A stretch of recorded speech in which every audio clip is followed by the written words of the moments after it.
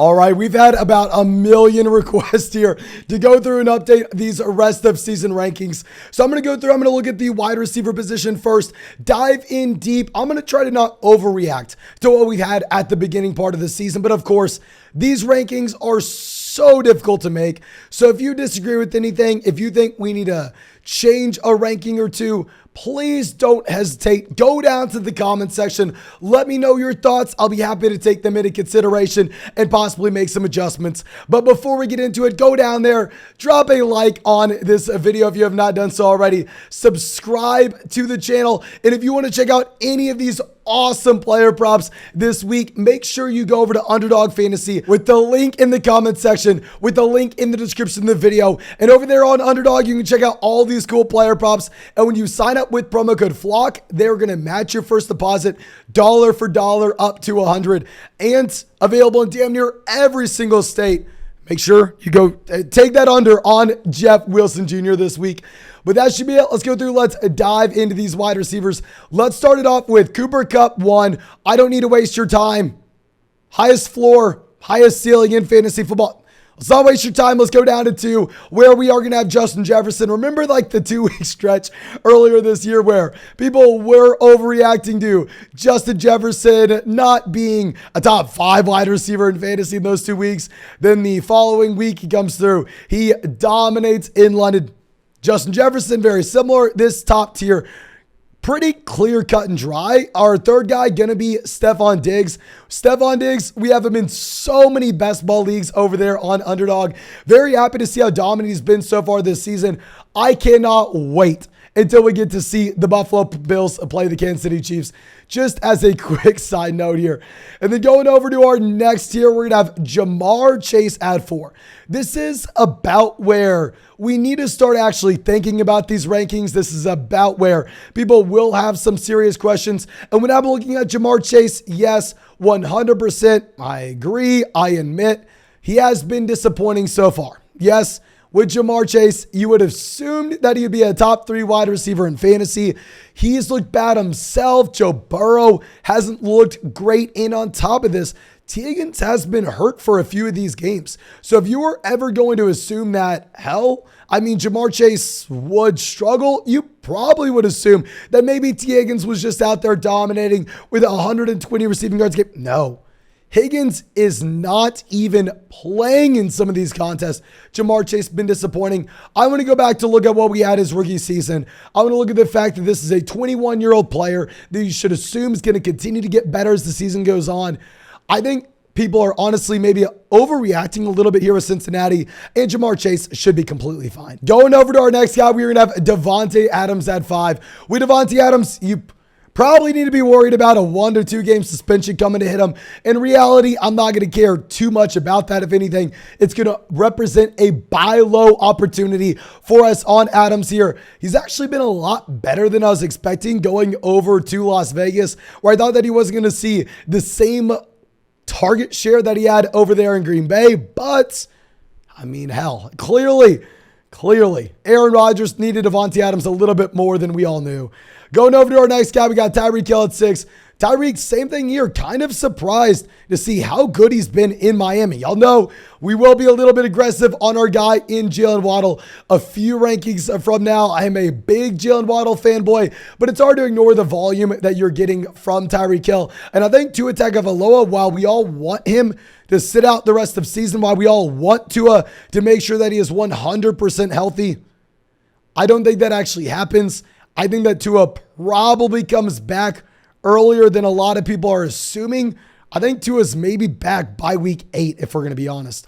And now dropping down another tier, we're going to go A.J. Brown at 7. Brown has taken a few steps back here. I understand why you would be a little bit pessimistic, but this Philadelphia Eagles offense has looked great. I'm honestly expecting A.J. Brown probably be a little bit worse than this ranking in particular, going up against the Dallas Cowboys this week. But very similar to Devonte Adams, I am having that in our mind as the expectation and thinking that it could open up a buy low moment for us on A.J. Brown if he disappoints for a 3rd week straight in a tough matchup against the Cowboys, because even him Disappointing? He's still been very good. Now going over to our next guy, Deebo Samuel at 8. I'm kind of disappointed in Deebo here over the past few weeks, where I thought everything was shaping up to be the best possible situation for Deebo Samuel. Injury to Elijah Mitchell, injury to Trey Lance, injury to Tyrion Davis-Price. I was right back on the holy crap, maybe Deebo gets 10 rushing touchdowns again this season.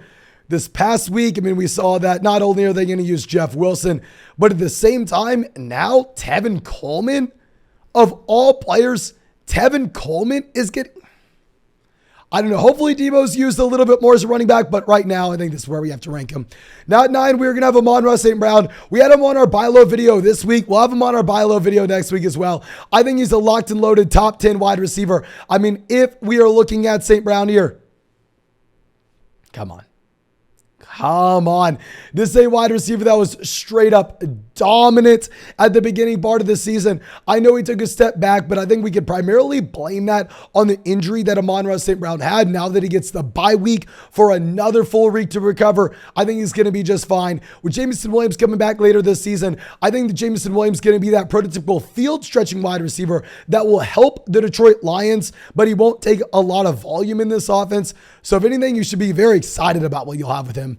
Now going over to our next guy, we are going to have Mike Evans leading us off with our following tier. With Evans, I mean, yes, Tom Brady has not looked like himself. I think Tom Brady gets better as the season goes on. I think that the struggles with Brady had to do with the injury to Julio Jones, the injury to Chris Godwin, Evans being suspended. Hopefully we don't see him just continuing to check the ball down over and over and over again to Leonard Fournette. He starts to look a little further downfield. Next guy, CeeDee Lamb at 11. Honestly, you know what? I'm going to fix this. I know Dak's not coming back this week. Should be a tough matchup for CeeDee Lamb. But I think we can put CeeDee Lamb at 10, knowing that when you do eventually get Dak Prescott here, this offense will take a step up with the overall volume, but very interesting with Cooper Rush being 5-0 as a start. I'll definitely say that. Now going over to our next guy, we are going to have Mike Evans. We just got done discussing him. Let's go over to Jalen Waddle here at 12. Guys, I understand, yes, with Jalen Waddle, he's been disappointing the past 2 weeks. Yes, with Skylar Thompson and Teddy Bridgewater, he has not been phenomenal. But Tua is back at practice. I agree. I mean, in a perfect world, Tua Tagovailoa doesn't play. He gets fully healthy, where we don't have to worry about any long-term injury. It's not the world we're living in. I think Tua comes back in a few weeks. Jalen Waddle was a top 5 wide receiver before the injury. Not saying he's going to be top 5 again, but I think he will be very good. Now going over to our last guy in this tier, T. Higgins, currently dealing with an injury. If Higgins plays this week, you play T. Higgins. Okay, let's keep it that simple. I mean, when T. Higgins is healthy, he's a locked and loaded top 12 wide receiver every week. As I've discussed, I think the Cincinnati Bengals offense gets better as the season goes on, and this offensive line just gets used to playing together. I mean, keep in mind, this offensive line is pretty much all new. I think it's going to take a little bit of time for them to mesh. Now, dropping down to our next tier, we're going to go Chris Godwin 14. With Chris Godwin, he's been good the first 2 weeks back. Keep in mind, this is a player that did get nicked up a bit. I mean, he's dealing with a hip injury now, which is, of course, the last thing we want to see. If we knew Godwin was 100% healthy, he'd probably be a little bit higher than this, but I think you should be somewhat concerned with the injuries. Now, going down to our next guy, DeAndre Hopkins, 15. I'm not saying DeAndre Hopkins is going to be a top 3 wide receiver like he has historically been the second he gets back. But let me say, when DeAndre Hopkins has been healthy over the past decade, he's been a top 3 wide receiver week in and week out. He's only 6 months older than Devonte Adams. This is a team that wants to push the pace of play. Really like DeAndre Hopkins, but of course, we can't rank him as a top 3 guy because you would naturally assume that the veteran does regress a bit. Now, dropping down to our next tier, we're going to have Hollywood Brown, 16. Hollywood Brown has been phenomenal. He has been amazing. And you know what? We're not even going to have Hollywood Brown in the next tier. We're going to have Hollywood Brown here at 16 in the same tier as DeAndre Hopkins. Because in reality, I mean, with Hollywood, this is a wide receiver that's been commanding about 11 targets a game in some tough matchups. And while, yes, DeAndre Hopkins will come in and we will no longer be able to rank Hollywood Brown as a top 12 wide receiver every week, The efficiency will come up for Hollywood as the volume comes down. I would easily rather have volume over efficiency, but still, I think this offense is much better when Hopkins comes in as well.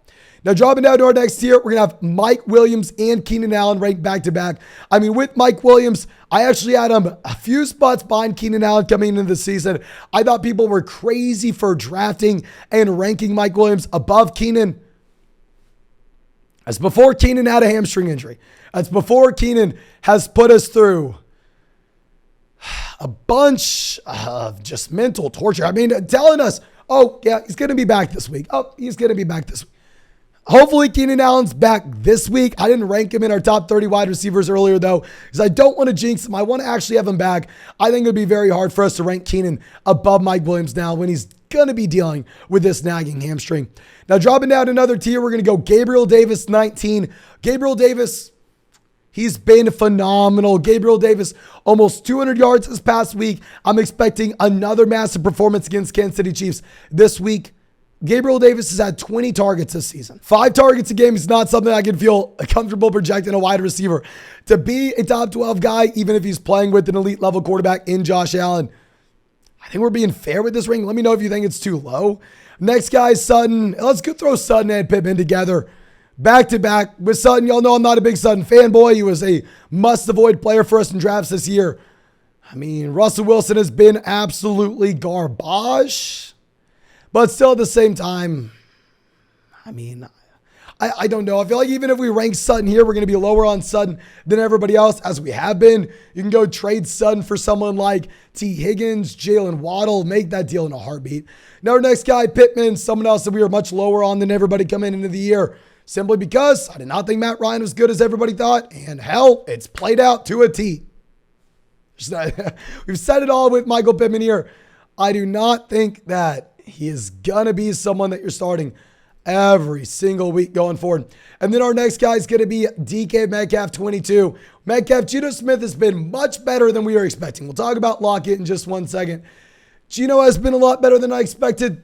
I think we have to give the credit to Geno Smith, this coaching staff, and just say, okay, well, clearly the people blaming the situation for Russell Wilson over the past few years have been wrong. We're going to go Kirk at 23. I mean, Christian Kirk here, I know he's been disappointing over the past few weeks. I still really like Kirk as a top 24 guy. I think once Lawrence stops turning the ball over, Christian Kirk will be a significantly better player. We just need to see sustained drives. We need to see trips to the red zone. That way we get that touchdown upside here for Christian Kirk again. Now, our last guy in this tier is going to be Chris Olave.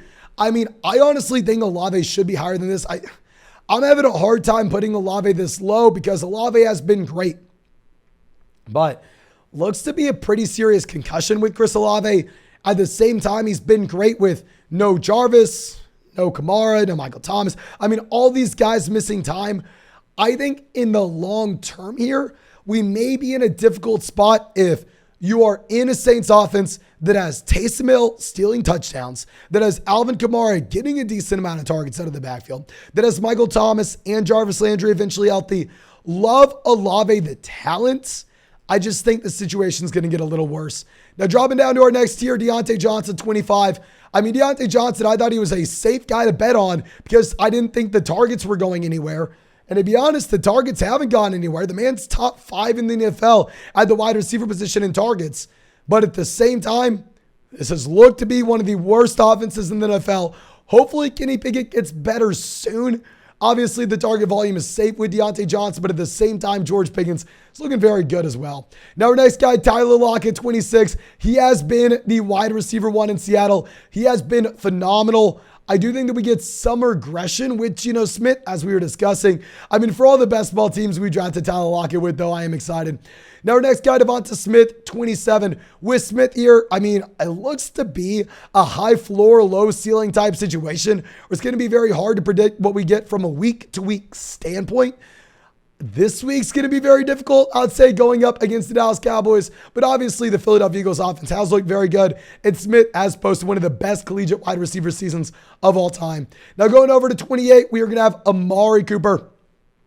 With Amari, I think that we can raise his ranking for people who are 5-0, that are 4-1, and are planning for the fantasy football playoffs. Because obviously, when you do get Deshaun Watson in here in the long term, when this passing offense takes that step up overall, I think you will be very exciting. Next guy, Drake London, 29.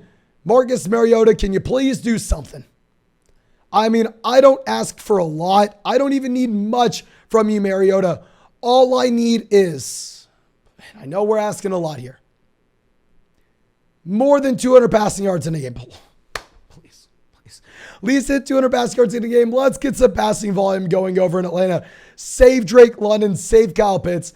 And our last guy in this top 30, gonna be Michael Thomas. I was more excited about Michael Thomas early on in the week. Before we had reports of Michael Thomas missing practice on Wednesday, missing practice on Thursday. What is going on here? Please, someone explain this to me. Hopefully he's back relatively soon. Hopefully he's back at practice when you're watching this video today.